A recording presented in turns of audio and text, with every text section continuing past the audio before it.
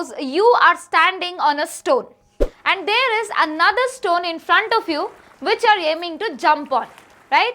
If both the stones are very close to each other such that they are touching each other, then you can easily just walk on the next stone, right?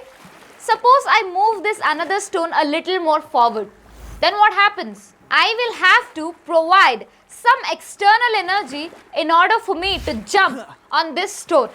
So what happens if I keep this particular stone even more far, so that no matter how much you try, you cannot jump on that stone. If you try to apply more amount of energy and jump to that stone, you still fail. So this concept that we used here can be applied for the classification of our solids.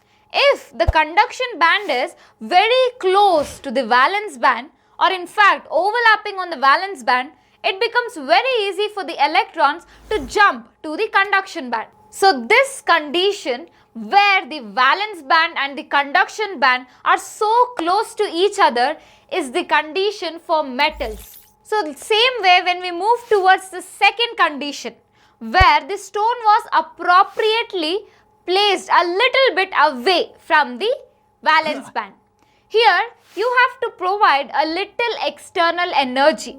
So for the electrons to jump from this band to the conduction band.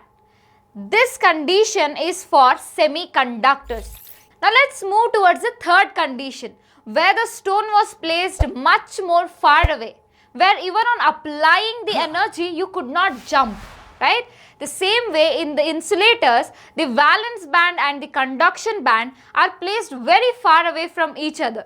No matter how much energy you apply to this valence electrons, they fail to jump to the conduction band.